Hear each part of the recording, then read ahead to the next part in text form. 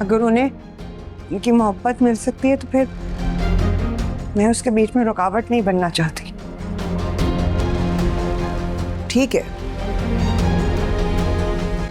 फिर तुम्हें भी तुम्हारी मोहब्बत मिलनी चाहिए। आप क्या कह रही हैं आंटी? मेरे लिए मेरा सब कुछ आशिर है, मेरा यकीन करें आप। बतूल, मुझे तुमसे इस बेवकूफी की उम्मीद नहीं थी। तुम एक तरफ तो कह रही हो कि तुम्हें आशिर के सिवा कुछ नहीं चाहिए, और दूसरी तरफ तुम उसे किसी और को दे रही हो।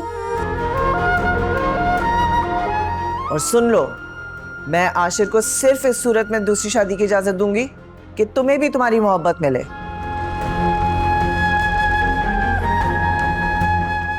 मैं चाहती हूं कि तुम्हारे साथ होने वाली ज्यादती का तुम्हें अजाला मिल सके। अच्छा, आपसे ये उम्मीद नहीं थी? आप भी मुझ पर शक कर रही हैं? नहीं बेटी नहीं, जो लड़की अपने माँ बाप की इज्जत पर कुर्बान हो जाए उसके ऊपर शक करने का गुनाह मैं कैसे कर सकती हूँ? फिर क्यों की आपने ये बात? सिर्फ इसलिए कि अगर तुम्हारे साथ जाने अनजाने में कोई ज्यादती हुई है तो उसका अजाला हो सके।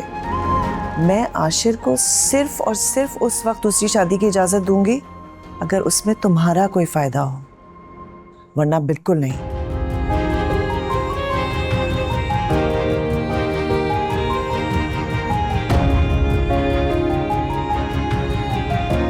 माँ बाप की खातिर, उनकी इज्जत की खातिर अपनी मोहब्बत की कुर्बानी दे देना बहुत अजमत की बात है, और अपने शौहर के सामने सच बोलना, इससे अफजल कोई काम नहीं। पहले भी बता चुकी हूँ आपको आशिर, साहिल से मंगनी बाबा की ख्वाहिश से हुई थी,